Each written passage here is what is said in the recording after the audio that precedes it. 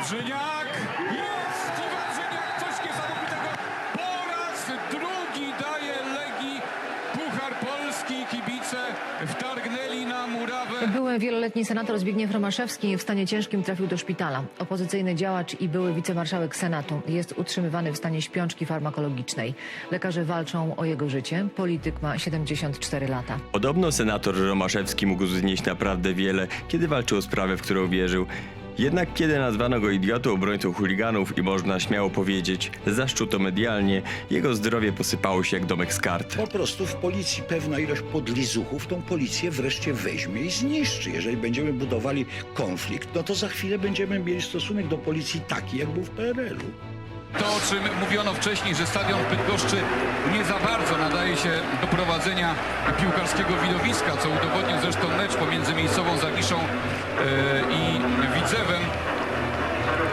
Miejmy nadzieję, że w przeciwieństwie do tamtego spotkania wszystko zakończy się pokojowo. Aresztowanie, wyciąganie z tłumu 1500 kibiców Legii, wyciąganie przywódcy to rzecz nieprawdopodobnie niebezpieczna. Dlaczego? Albo jest to, proszę pani, po prostu fikcja i ci kibice nie są wcale tacy groźni, jak to by się wydawało i policja doskonale o tym wie, o czym ja zresztą wielokrotnie policja nas zapewniała na Komisji Praw Człowieka, o tym, że problem właściwie został zlikwidowany.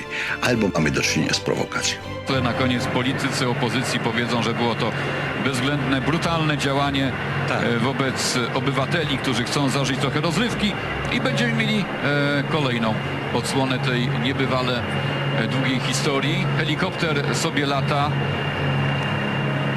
Paliwa z tego helikoptera pewno schodzi bardzo wiele.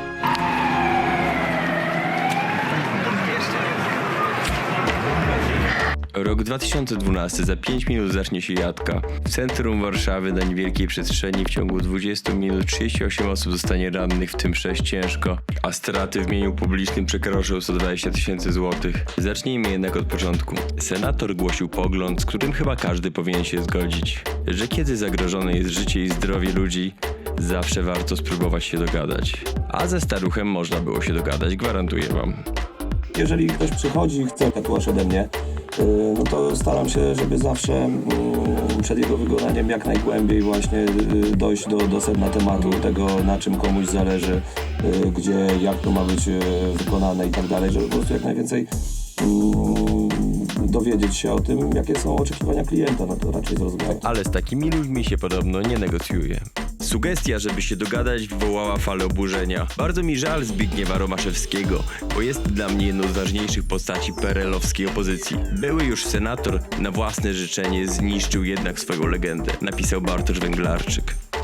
To jest ważne. Ja wiem, że niektórzy ludzie myślą, że to faszyści znowu marszują sobie, nigdy nie będą we władzy, nie musimy przejąć się tym, ale my musimy przejąć się tym. W roku 2010 niektóre media zaczęły bardzo mocno promować hasło "Faszyzm nie przejdzie", odnosząc je do konieczności zatrzymania Marszu Niepodległości, który w 2010 roku nie był jeszcze zorganizowaną inicjatywą, a po prostu obchodami Dnia Niepodległości. Inicjatorem hasła w 2010 roku "Faszyzm nie przejdzie" był ten, jak on ma...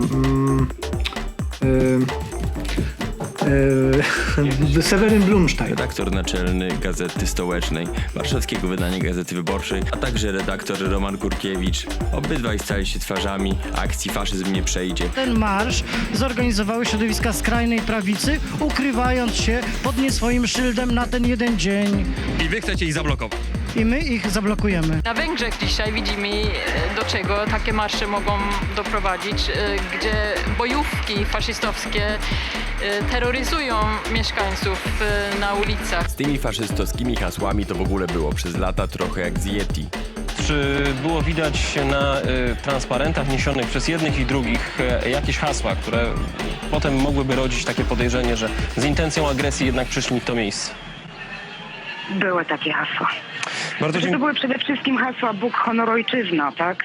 Były to hasła przeciwko in vitro. Proponowano przyjeżdżanie na rowerach, by następnie spinać się łańcuchami i tworzyć barykadę, mającą zablokować, jak to nazwano, faszystowski marsz. Pomysł, by siłą zatrzymać przejście rozentuzjazmowanych 20-parolatków, oczywiście wywołał zadymę. W roku 2011 powołano Marsz Niepodległości jako organizację, co miało zminimalizować szanse na zadymy. Jednak połączenie tych dwóch czynników, czyli blokady tzw. pseudokibiców, którą organizowali politycy, oraz tzw. faszystów, którą organizowali dziennikarze, miało dać iście wybuchową mieszankę. Czy nie boicie się, że dostaniecie wilka? Ale jesteś prowokatorem i nie jestem prowokatorem. Ruchy polityczne i społeczne kojarzone z lewicą zapowiedziały, że w tym roku zrobią wszystko, żeby marsz zablokować. Roman Kurkiewicz postanowił wytoczyć grubsze działa. O posiłki poprosił swoich niemieckich przyjaciół. Wizytę w Warszawie zapowiedziała Antifa Berlin.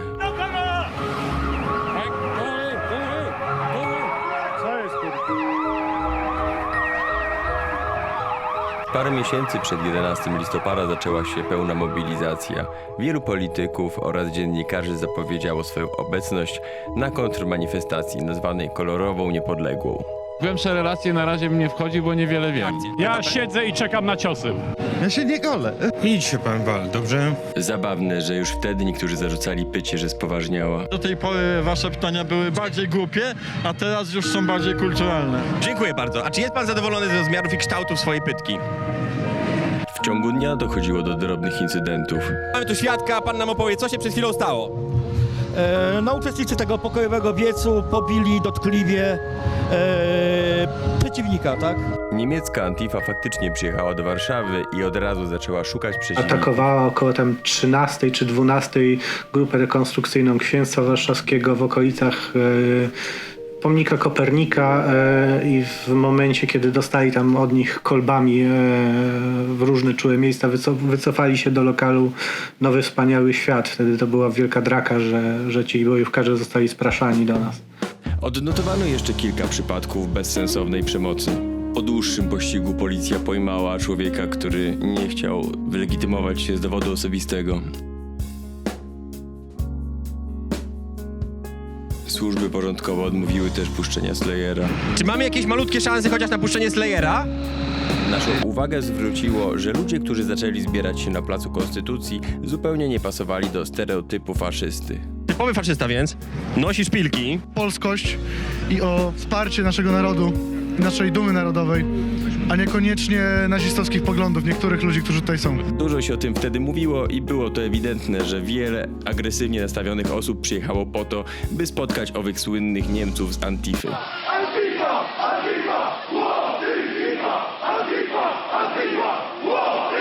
Organizacje najróżniejsze, organizacje broniące praw kobiet, walczące o prawa kobiet, zwierząt, środowiska wolnościowe, emancypacyjne, bardzo gigantyczna, szeroka koalicja kilkudziesięciu organizacji. Założenie jest proste, to będzie kolorowa niepodległa, to będzie pogodna manifestacja naszych odczuć. Z drugiej strony też jasno trzeba powiedzieć, że w zamiarach jest to, że wyrażamy, czy organizatorzy wyrażają jasną niezgodę na przejście organizatorów tego jednego marszu.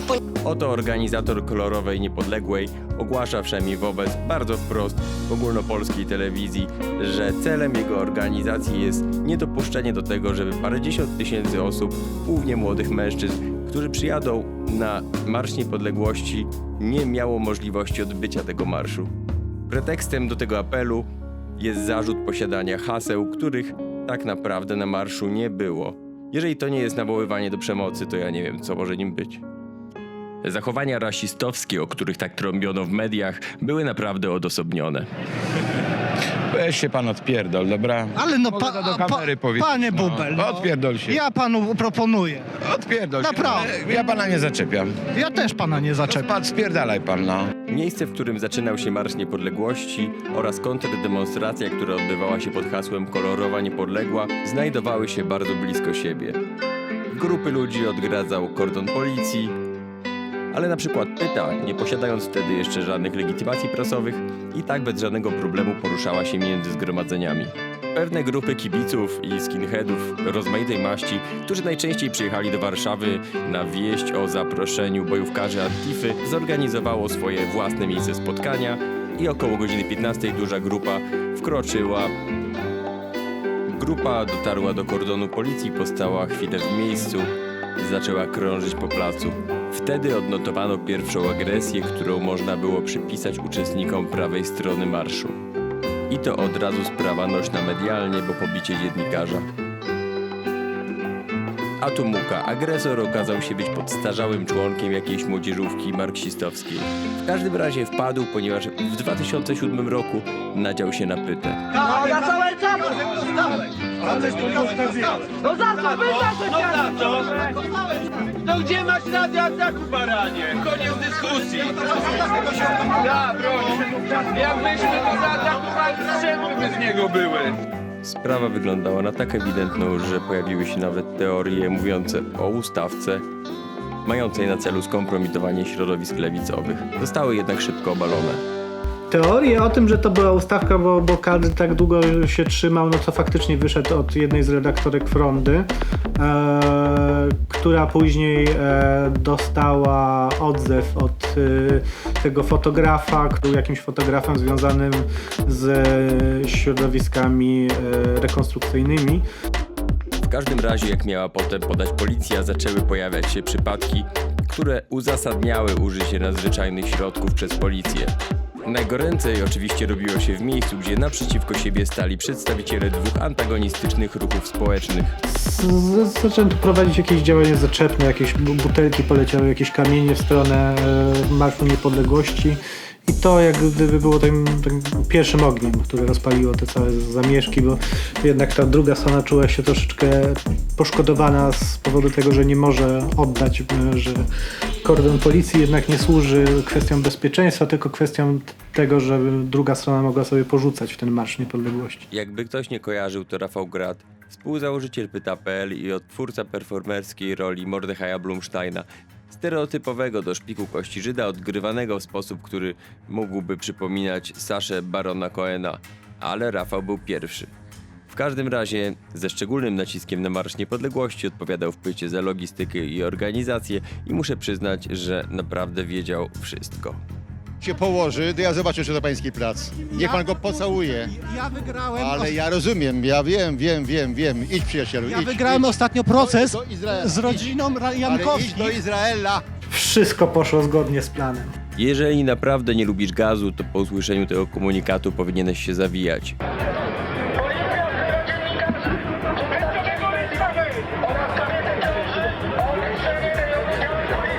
Ewidentnym błędem było zatrzymanie tej nabuzowanej rozmaitymi innymi niż patriotyczne emocjami grupy. Dopiero kilka lat później policja dojdzie do tego, do czego znacznie wcześniej doszli organizatorzy. Jeden z członków Straży Marszu powiedział mi, że do podstawowych zadań Straży Marszu należy pilnowanie, żeby uczestnicy byli cały czas w ruchu.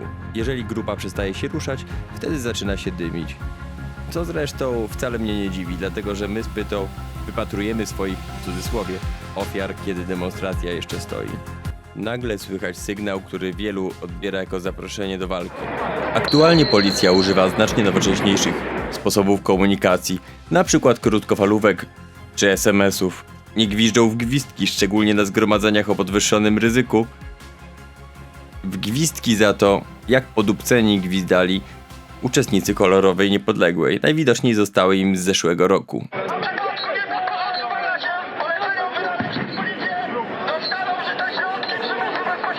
Ciężko powiedzieć, kto się nie podporządkował, a kto się podporządkował i na ile.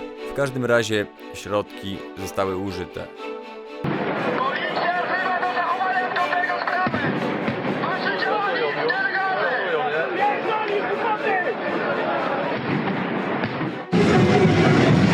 Niektórzy, którzy idą w tamtym marszu, straszą Warszawę. Chajmy się, kochani. Wzywa się do opuszczenia miejsca zgromadzenia osoby postronne, posłów, senatorów oraz inne osoby posiadające immunitet. Ponadto policja wzywa dziennikarzy, przedstawicieli mediów oraz kobiety w ciąży, osoby kalekie o opuszczenie rejonu działań policji. Policja wzywa do zachowania skutego sprawy! Wasze działanie jest nielegalne!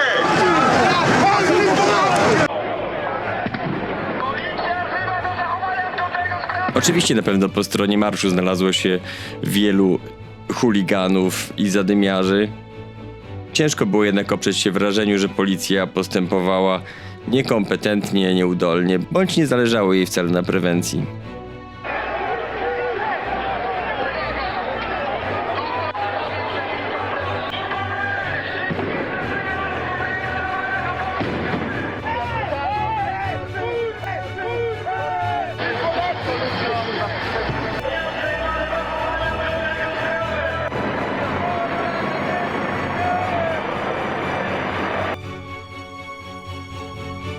podpaleniu wozów TVN-u raczej wszystko już powiedziano. Z ciekawych rzeczy, albo przynajmniej takich, o których chciałem napomknąć, widzieliśmy i nagrywaliśmy również Witolda Tumanowicza, jednego z liderów Ruchu Narodowego, o którym teraz mówi się, że miał mu zależeć na brutalnych starciach z przeciwnikami marszu. Jeśli to prawda, facet powinien dostać Oscara. Na naszych oczach w bardzo przekonujący sposób bronił cudzego mienia. Nieskutecznie, ale i Herkules dupa, kiedy ludzi kupa, a on bronił tego mienia na przykład przy użyciu kuli ortopedycznej, którą akurat z racji, nie mam pojęcia czego, jakiegoś schorzenia ortopedycznego, pewnie wody w lewym kolanie albo cukru w lewej kostce, raczył posiadać.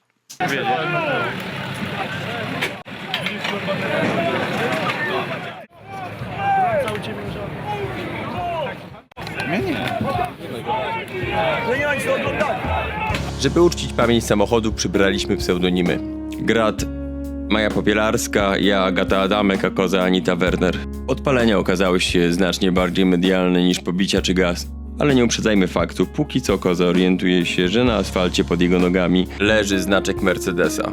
Koza zabiera znaczek Mercedesa, wystawia dla jaj na Allegro, godzinę później przyjeżdżają po niego cichociemni, zabierają na Wilczą, potem my z Gradem przyjeżdżamy go ratować. Okazuje się, że jest to niepotrzebne, bo policjanci orientują się, że koza jest po prostu kamerzystą, socjopatą, ale przy okazji każą nam zeznawać. Oczywiście zeznajemy, że nikogo nie rozpoznajemy, no bo w sumie to nie rozpoznawaliśmy.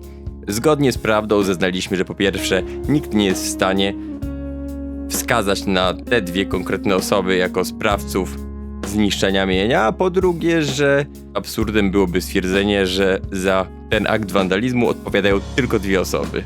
Nie przeszkadzało to jednak prokuraturze, by skutecznie ubiegać się o kary po 2 lata więzienia i 1,5 miliona złotych dla owych 21-latków.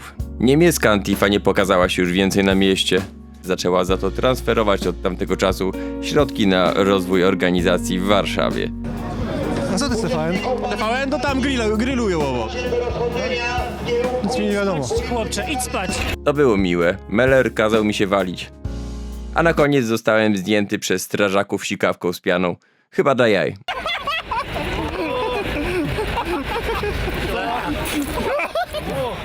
W roku 2012 teorie o prowokacji były dość powszechne. Ja szczerze mówiąc nie do końca w nie wierzyłem. Jako główne przyczyny zamieszek postrzegałem nieogarnięcie sytuacji przez policję i zacietrzewienie organizatorów kontrdemonstracji. Nieogarnięcie u samego zarania, no bo przyznajmy, ustawienie naprzeciwko siebie dwóch skrajnie antagonistycznych zgromadzeń publicznych, które zresztą zapowiadają, że chcą doprowadzić do starcia, nie jest dobrym pomysłem. Natomiast wśród zebranych funkcjonowały praktycznie tylko 2 tematy, to znaczy czy dojdzie do zamieszek, każdy oczywiście miał nadzieję, każdy myślący, że nie dojdzie. Wiele osób, które pojawiły się na Marszu Niepodległości, nagrywało osoby, które wydawały im się podejrzane. Mówiąc wprost, które wydawały im się tajniakami. Ludzie bali się, że dojdzie do prowokacji. Wiele z tych podejrzeń oczywiście było niesłusznych, natomiast z całą pewnością możemy stwierdzić, że wśród zgromadzonych byli policjanci przebrani tak, by wyglądać na uczestników Marszu Niepodległości. Co samo w sobie nie jest dziwne ani niewłaściwe, policja po prostu tak robi. Ważne, żeby rola tajniaków ograniczała się do obserwacji i interwencji, jeżeli trzeba kogoś chronić. Jeżeli ktoś by się pytał, skąd mam pewność, że byli tam policjanci, to można to wywnioskować chociażby po napisach policja na ich kurtkach. Do zamieszek oczywiście doszło i były znacznie bardziej brutalne niż rok wcześniej. W tym roku co prawda nie pozwolono na kontrmanifestację jako taką. Demonstracja środowisk związanych z lewicą przemaszerowała ładnych parę kilometrów dalej. Samo miejsce rozpoczęcia marszu postrzegaliśmy z pytą jako niezbyt dobrze wybrane, ponieważ znajdowało się bardzo blisko poprzedniego, w warunkach również miejskich, w miejscu, gdzie przestrzeni do ewentualnych działań jest jeszcze mniej niż miało to miejsce rok wcześniej. Policja nie mogła bądź nie chciała nauczyć się od kolegów z zachodu, że to właśnie nie rzucanie się w oczy, a nie demonstracja siły jest najlepszym sposobem na zapobiegnięcie przemocy podczas tego typu imprez. Tego typu, a więc imprez, gdzie przeważają młodzi mężczyźni i gdzie znajduje się sporo reprezentantów środowisk kibiców. A propos kibiców, to przypomnijmy kontekst. Kilka miesięcy wcześniej, przed meczem Polska-Rosja w Warszawie, Mogliśmy chociażby z materiału pyty.pl przekonać się na własne oczy, jak działa nasza policja.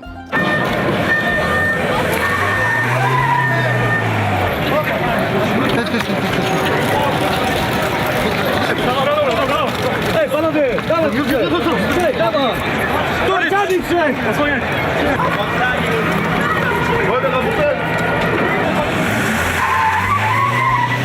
Za niecałe 2 godziny ten oddział zostanie zaatakowany, co stanie się bezpośrednią przyczyną bitwy przy ulicy Żurawiej. Tutaj podwójną, dołączamy do Warszawy! Podwójna z tego miejsca! Mogłoby się wydawać, że chodzi o podwójną margaritę z lodem, ale nie. Chodzi o taktyczną formację policji i jest to o tyle istotne, że niedługo później, kiedy zacznie się robić gorąco, ten sam oddział utworzy kolumnę potrójną, formację obronną i przez chwilę dość pasywnie przyjmować będzie ataki. 2012 rok to było jakieś dziwnie niepotrzebne wejście policji. Oni odgrodzili wtedy 2 części marszu na wysokości ulicy Żurawiej. I to było jakieś dziwne. Nie potrafię w ogóle zrozumieć tej decyzji, czemu oni ją podjęli. Nie przypominam sobie jakiegoś działania. Nie przypominam sobie jakiegoś działania, żeby oni musieli wtedy zatrzymywać ten marsz. Co się dzieje, panowie? Nic, bawimy się. Z tego miejsca miał ruszyć marsz, dokładnie. Czy od tej strony pójdzie atak? Panowie? Nie wiem. No to dlaczego ustawiacie się w miejscu, w którym ma zacząć się marsz? Rzecznik Komendy Głównego. Najistotniejsza jest ta grupa. Oni napisów policja na kurtkach nie mają. Natomiast kiedy my z Pytą próbowaliśmy przejść z boku kordonu policji, zostaliśmy dość stanowczo i brutalnie zatrzymani. Zwróćcie uwagę na pana w zielonym kapturze.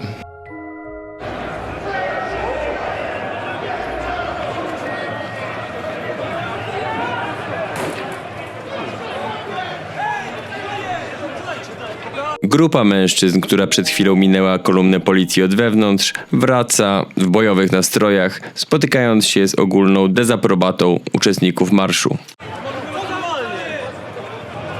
To będzie tak jak rok temu, no to...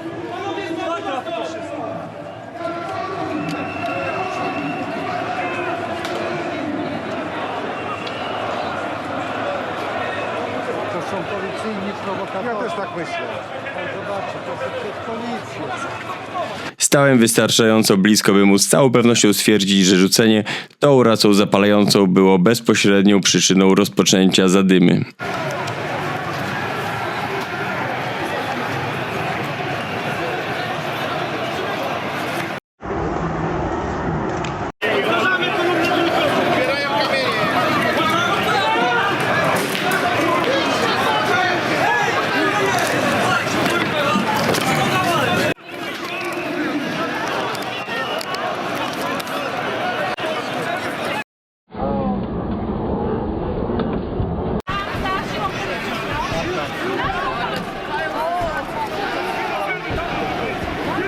To pierwsza raca, ta, o której wspominałem.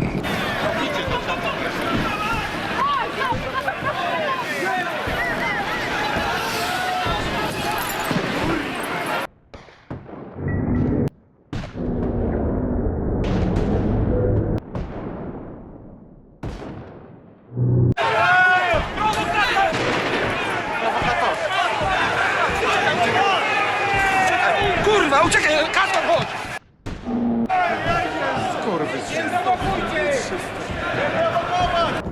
Gdzie nie spojrzeć, tam ciekawie. Na drugim planie tajniacy, których widzieliśmy już na zdjęciach wcześniej.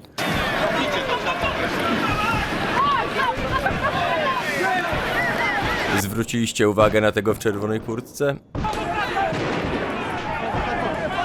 Wraca za kordon, by zdążyć, zanim policja zacznie rozpylać gaz.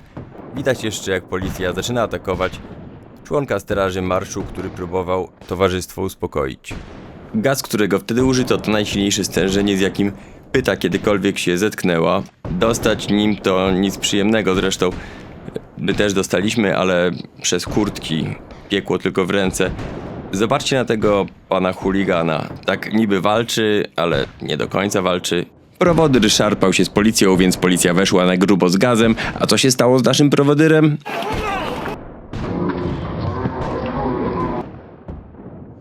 Gazem nie dostał, ale jak widać mało brakowało. Ewidentnie ma pretensje.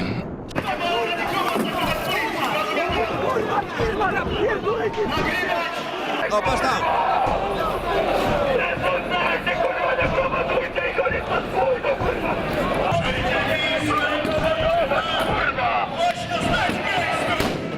Czasem milczenie jest złotem, a szczególnie jak się ma fajne pointery.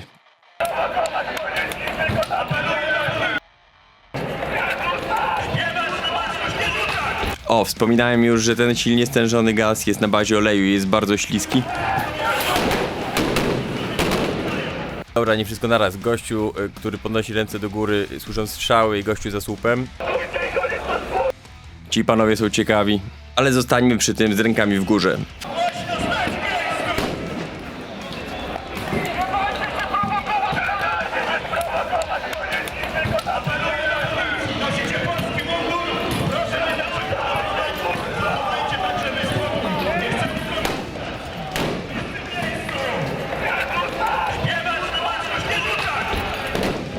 Dobra, przerwa.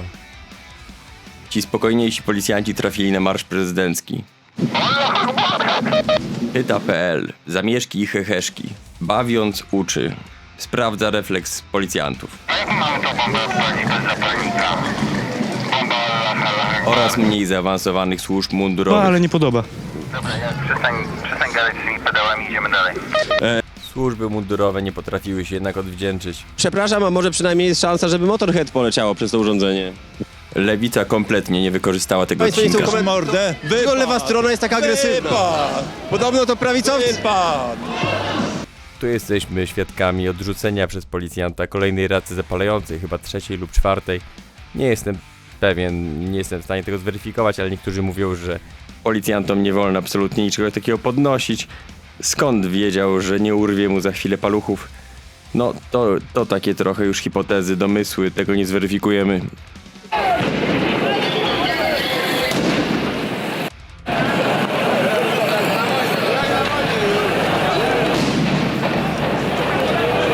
W roku 2012 zrodziła się też tradycja pytań nieadekwatnych w pycie. Pan na Bondzie już najnowszym. Jeszcze raz? Na najnowszym Bondzie pan był. Tak, byłem. Byłem, ale lipa. Patrz tam.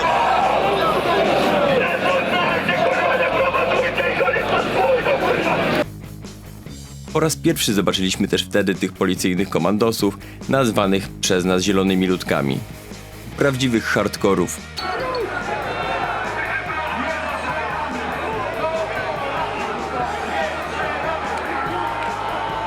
Według oficjalnego komunikatu przez cały czas trwania marszu policja wystrzeliła blisko 100 pocisków gumowych kul, będących w rzeczywistości plastikowymi walcami, nazywanymi pieszczotliwie bączkami. Jeżeli wierzyć policji, to w ciągu tych 6 sekund wystrzelano 20%.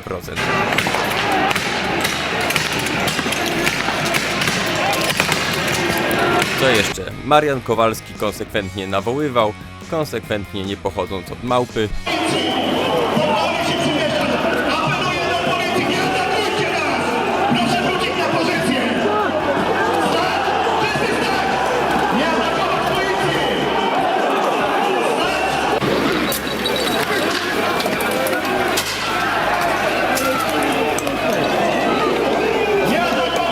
Możliwe, że w odwecie za spalenie wozów TVN-u pojawił się Filip Heiser. W 2012 roku dopiero się rozkręcał, chociaż tutaj wygląda to, jakby gonił uczestników marszu.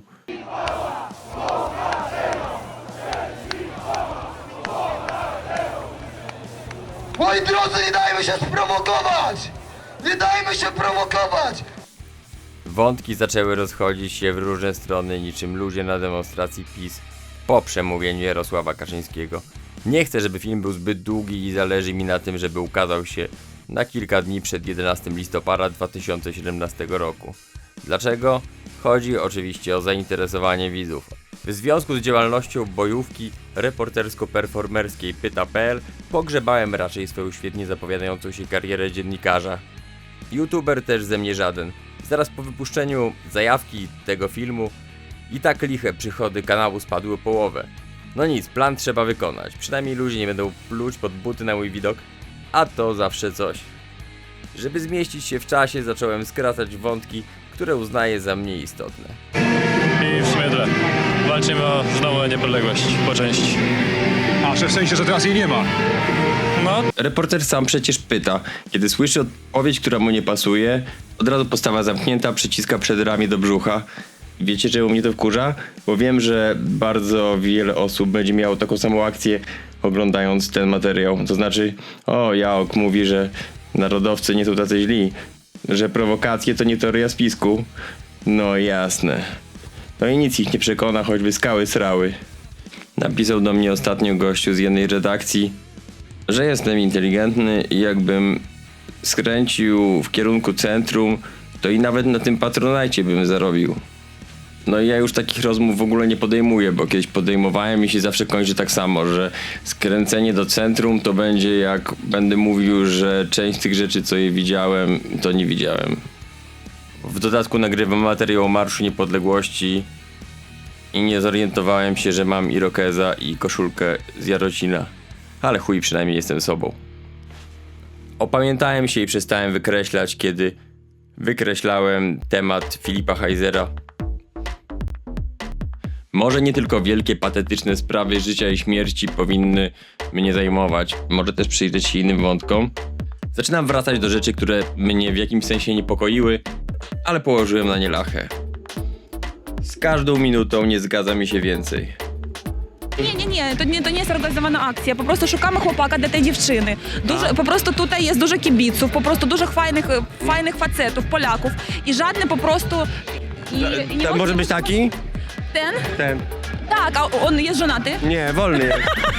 Naprawdę? Dziewczyny. Po prostu tutaj jest dużo kibiców, po prostu dużo fajnych facetów, Polaków i żadne po prostu... To może być taki? Ten? Tak, a w takim razie co z kolegą jest nie tak, że... Syryjczycy prowokują. Gdzie Syryjczycy prowokują? Food truck z kebabem jest w Syrii pod stadionem. Poważnie to mówię. To karetka. Nie, naprawdę, jest food truck z kebabem. Przecież nie było czegoś takiego. 2015. Sprawdzam, nie było. Z przodu podpalono kebaba, całe szczęście jesteśmy z tyłu. Nie jest tak ważne jak moja miłość! No tutaj koleżanka, jak się nazywasz koleżanko? Skąd przyjechałaś? No Ewa. Ewa skąd? Z Podpionek. Skąd? Z Podpionek, przepraszam, następnie. Co z kolegą jest nie tak? Syryjczycy prowokują. Food truck z kebabem jest w Syrii pod stadionem. Poważnie to mówię. To karetka. Ewa skąd? Z Podpionek. Podpionek? Wkręcane nasadki, podpórki. Przecież ja ich znam, to są aktorzy wszystko. Pracują dla TVN-u. Z małymi wyjątkami. Dla TVN-u albo TTV. No ale na jedno wychodzi. Jest dobrze. Macie dzisiaj fajną robotę. Dzwoni ziomek, który zgrywał cyfrowe kasetki ze starych kamer, które znalazłem w swoim samochodzie. Ale to nic, zaczynają dzwonić ludzie związani z materiałem. To znaczy tacy, do których wysyłałem zapytania. Tematy pojawiają się cały czas, mniejsze, większe, ale coraz częściej. Nie chcę zamykać sobie furtki. Dzwoni fotograf. Był świadkiem wydarzeń pod ambasadą Rosji. Nieznani sprawcy pobili go, grozili mu śmiercią, tracił drogi aparat i okulary, czyli narzędzia, którymi zarabiał na życie. Chce przedstawiać się z imienia i nazwiska. Zależy mu na wiarygodności, jest pragniony sprawiedliwości.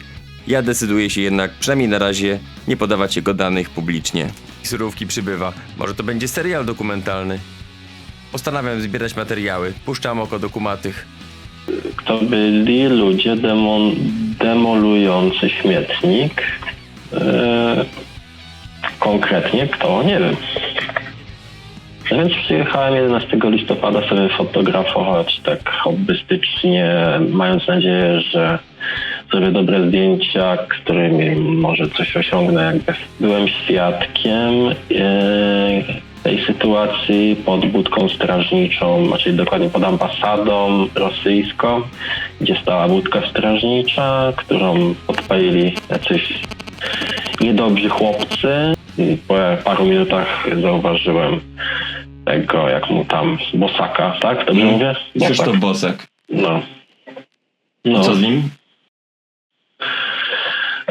No i Bosak jak to widział, to dzwonił do kogoś. Ja robiłem mu z bardzo bliska wtedy zdjęcia, żeby właśnie ująć jego wyraz twarzy i co robi. To wydało mi się bardzo interesujące. Czemu? No i nie był... No bo był bardzo zdenerwowany tą sytuacją, niezadowolony z tego, że się dzieje taki chaos na jego manifestacji, na jego marszu. No. Docieram do świadka należącego do straży marszu. Zgadza się wypowiedzieć jednak anonimowo. Z jego słów wynika, że Krzysztof Bosak obawiał się czegoś więcej niż tylko chaosu. Cytuję. Nie każdy zdaje sobie z tego sprawę. Tam wynikła taka sytuacja, że w pewnym momencie ludzie zaczęli wspinać się na ogrodzenie ambasady. Jeżeli ktoś przekroczyłby barierkę, albo gdyby przewróciło się rusztowanie, te osoby formalnie znalazłyby się na terytorium Rosji, a strzelanie do nich z ostrej amunicji byłoby uzasadnione. Odpowiedzialność spadłaby na organizatorów marszu. A na drzewach zamiast liści będą wisieć komuniści, jebać komuchów, rzucając cegłami, wiesz, w ambasadę, nie? No jakby, Ruska kurwa. to jest... Ruska kurwa, no wiesz o co chodzi. Tak. Słuchaj, mówili coś do ciebie konkretnie? No, że mnie zabiją, jak nie pójdę sobie po tym, jak już zostałem okradziony. Czyli zostałeś pobity, okradziony i grożono ci śmiercią. Tak. Czy byłeś później na świętach niepodległości, na marszach? Nie, ten incydent mocno mnie wyleczył z patriotyzmu.